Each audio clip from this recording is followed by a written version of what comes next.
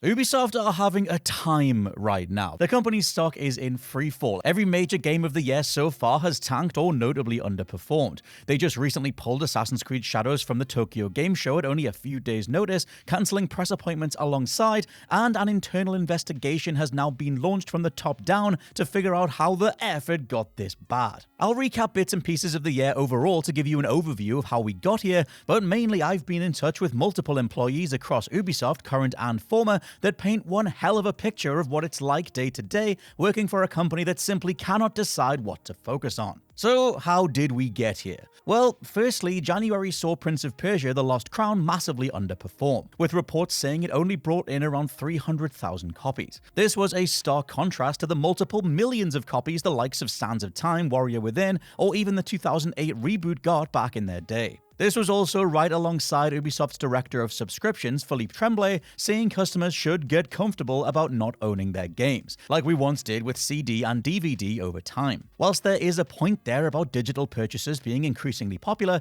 the sentiment was received incredibly negatively, and it further made Ubisoft feel like a company that didn't care about what fans or longtime supporters wanted. Next, everything that happened with Star Wars Outlaws and Assassin's Creed Shadows, two titles that should have been slam dunks. Yes, the Star Wars IP is waning at the moment, but regardless, Ubisoft's marketing for Outlaws was horrendous, showcasing unfinished AI scripting and one of the most straightforward, boring levels in the game, seeing protagonist Kay Vess infiltrate a dead Sarlacc to retrieve an object and then return. At launch, and I'm speaking as someone who went on to really enjoy a ton of what Outlaws does overall, the game was beset by a progress bug that deleted the saves of those who paid the most to play early. The game also has a significant pacing issue, not revealing its open world and full breadth of what you can do until after a good few hours, further putting people off sticking with it. Ultimately, Ubisoft would put out a statement saying they would be tweaking the introduction of the game, with checkpoints, enemy AI, and more needing to be overhauled. On to Assassin's Creed Shadows, and whilst the idea of Assassin's Creed Japan has been hotly anticipated since the very first game, its reception was a mixed bag. Yes, there was a certain portion of the internet immediately up in arms over a black protagonist in a Japanese set game, and the fact that the specifics of Yasuke's own history are up for debate to a degree. I would add that that should be in a fun, historically enticing, totally fitting Assassin's Creed kind of way, as Shadows is far from the first work to depict the Black Samurai, but Ubisoft did make a number of mistakes regarding Japanese representation in the game's trailers, including certain mistakes with Chinese subtitles instead of Japanese,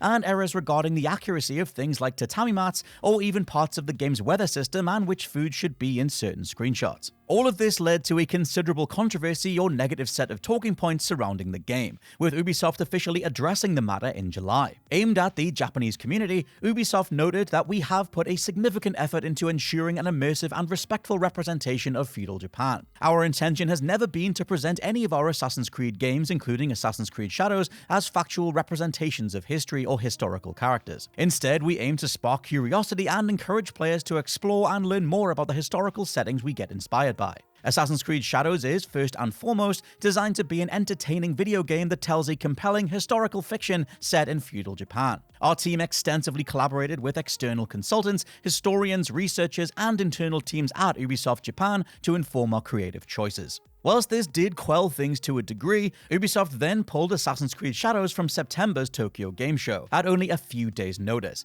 cancelling press appointments and pushing the game back to February 2025, with CEO Yves Guillemot noting internally that the game needs further polish to truly exceed expectations, noting that Star Wars Outlaws had also underperformed across 2024. This memo also saw Yves say that players expect extraordinary experiences and ultra-polished games on day one, noting Ubisoft has a reputation for quote-unquote small frictions that need addressing in post-launch title updates. In 2024, yes, it's very much expected that an Ubisoft game on day one is the worst version of that game. Alongside all of this, in 2024 was Ubisoft's big live service shooter XDefiant slowly going on life support. Reports across the year mentioned players struggling to find a game due to supremely low player numbers. Insider Gaming noted XDefiant has a cumulative total across all platforms of barely 20,000 players, with internal milestones now being set at only a few months to turn things around, lest the whole thing in theory be shut down. Across all these stories is multiple mentions of a failure of leadership,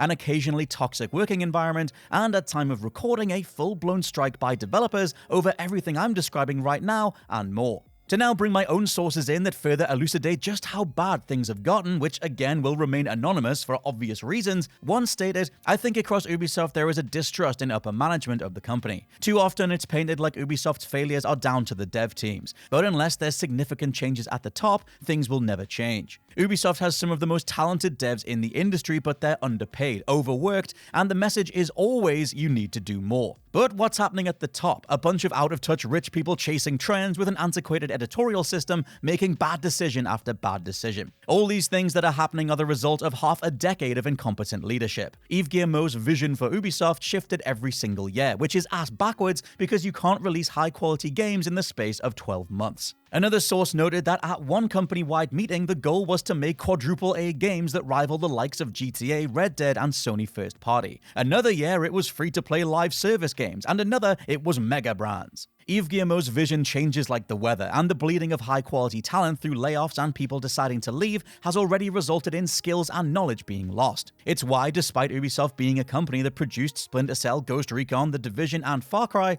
something like Star Wars Outlaws then has dull shooter mechanics and laughably bad stealth mechanics. Now that is in the opinion of my source. I, for one, really enjoy Star Wars Outlaws shooter mechanics and the stealth. The frustrating thing from someone on the inside is we knew what kind of games would turn heads and get people interested, but Ubisoft only greenlights the projects that are on trend or that they can twist into their live service mold. There is a culture of hierarchy at Ubisoft which is honestly insane. You can be pulled up on your speech being too casual when addressing a creative lead on a project, or pushing back and questioning a decision by a creative lead, even when your argument is well reasoned, can result in being frozen out of the discussion and people spitting their dummies out. Now, after all this, I did ask about the notion of Ubisoft ditching shareholder expectations and going private, which is an ongoing conversation as to the potential future of Ubisoft, to which another source noted, even if they go private, I doubt fortunes will shift. Ubisoft really are in a state of change right now, the conclusion of a company that's pushed specific design frameworks for about a decade and a half, with many allegations and lawsuits filed their way in that time too. Employees and customers alike have clearly had enough,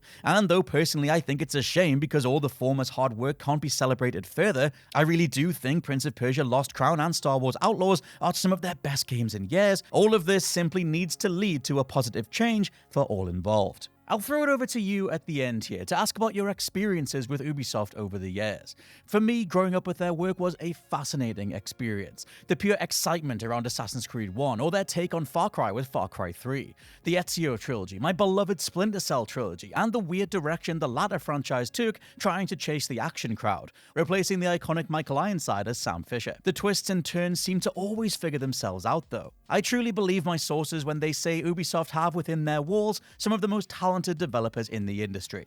After all, look at what they're still capable of putting together under these circumstances. But it's about time Ubisoft believed in the talent rather than just the management, if we ever want to see a true return to why so many of us fell in love with their work in the first place.